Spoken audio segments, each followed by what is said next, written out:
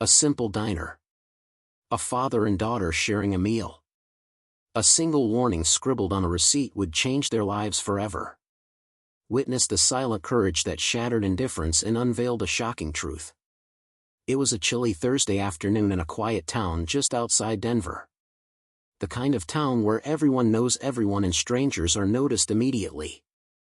Single dad Mr. David Vance had the day off from his long shifts at the local construction company and decided to take his daughter, Lily, out for a small treat after school. Just 11, Lily was the sunshine of David's life.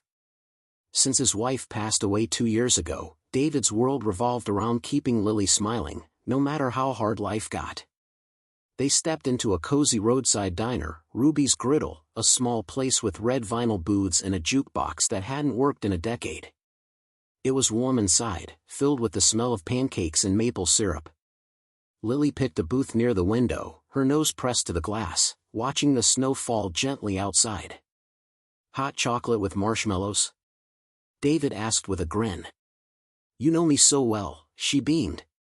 Their waitress, Aurora Hayes, a woman in her late 20s with tired eyes and a tight braid, approached with a practiced smile. There was something observant in her gaze, like she saw more than she let on. "Hot chocolate and pancakes for the young lady?" Aurora asked kindly. Lily nodded enthusiastically. "And for you?" she asked. "Just coffee, black," David replied. "We're having a dad-daughter day." Aurora smiled, but her eyes flicked past them toward a man at the counter. A tall man, maybe in his 50s, was nursing a lukewarm cup of coffee. He wore an expensive-looking gray overcoat and dark leather gloves. He wasn't eating, just watching. Occasionally, his eyes darted toward Lily, lingering for a second too long. David didn't notice, but Aurora did. She stiffened slightly as she turned back toward the kitchen. Minutes passed. Lily giggled over her pancakes, and David showed her a funny video on his phone. Laughter filled their booth like music. Meanwhile, the man at the counter stood up and walked outside. Aurora immediately hurried over to the booth. "I'll bring the check now," she said quickly, placing it on the table. David smiled. "Thanks. We're in no rush, though." Aurora didn't leave. She hovered for a moment, biting her lip.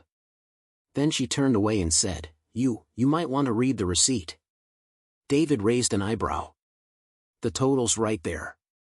But under the printed total was a line of scribbled ink. "The man in the gray coat was taking pictures of your daughter. Please don't leave yet. Something feels off. I've called the police." David stared at the note, then laughed nervously. "What is this?" Aurora turned back, her voice quiet and firm. "I know it sounds crazy. But I saw him here yesterday, too. Watching families. He wasn't here to eat. He was watching her." Nathan shook his head. "You've got it wrong. People stare sometimes. She's got that energy. Maybe he's just lonely." Aurora's eyes narrowed. "And maybe he's not." But David was tired. Tired of paranoia, tired of living in fear. Since his wife died, he'd felt like the world was always trying to scare him. Maybe Aurora meant well, but this just seemed like another panic over nothing. He stuffed a tip under the sugar holder, folded the receipt in half, and smiled politely. "Thanks, but we're fine." Aurora tried to speak again, but he was already helping Lily with her coat. As they walked out into the cold, Aurora clenched her fists and reached for her phone again. Outside, David buckled Lily into the passenger seat of his pickup truck. Snow dusted the windshield. He didn't notice the black car parked across the street, engine still running. The man in the gray coat was gone. "Daddy," Lily said as they pulled away. "I like that lady. She reminded me of Mommy." David nodded quietly, but something in his stomach twisted. The waitress's face wouldn't leave his mind. Those worried eyes. The urgency in her tone.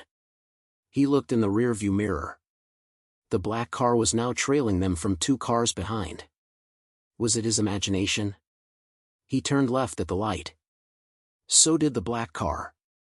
His grip on the steering wheel tightened. Then his phone buzzed. Unknown number. This is Officer Roberts. Are you David Vance? We need you to pull over at the nearest public place. You may be followed. David's breath hitched. How did they know his number? How did? Another text buzzed in. The waitress at Ruby's gave us your plate. We traced it to your phone.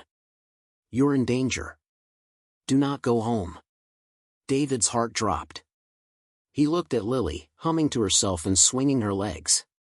They weren't safe. He turned sharply into a grocery store parking lot and parked near the front doors. As he jumped out, he grabbed Lily's hand and ran inside the store. Behind them, the black car stopped across the street, but didn't follow. Inside the store, he called the police. Moments later, a squad car pulled up. Aurora was right. The man in the gray coat had a record, a dark one. Multiple arrests in other states for stalking, abduction attempts, always targeting single parents with young daughters, always leaving before police could get to him. But this time, because of Aurora's instincts, he was on camera. His plate, his face, his pattern.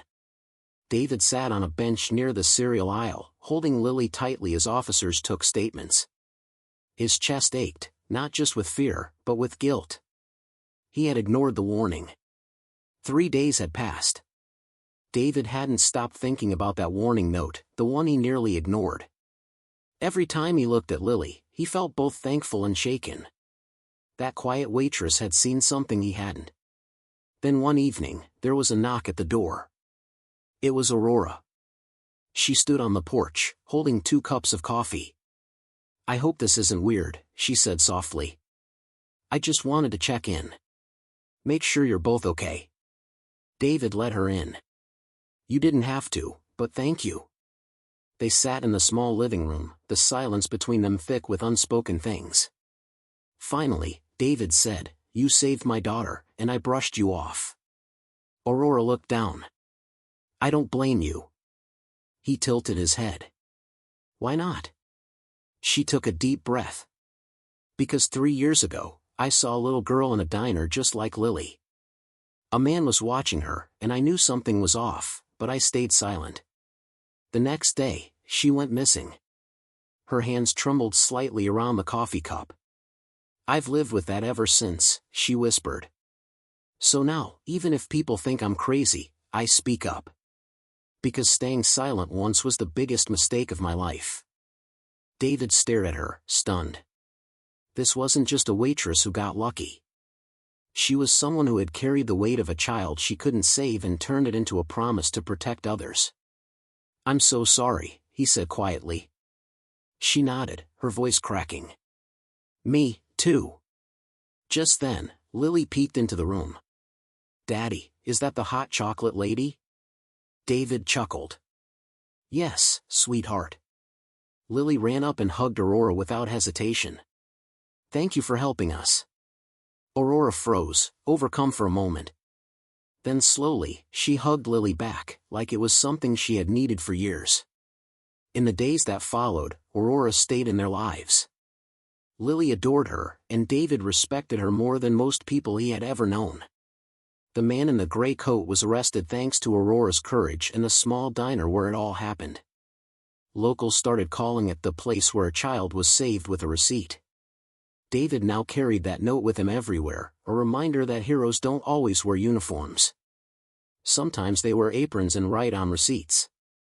If this story touched your heart, please like this video and subscribe to Kindness Stories. Your support helps us share more true, powerful stories of healing, family, and second chances. Thank you for watching, and remember, behind every silence, there's a voice waiting to be heard.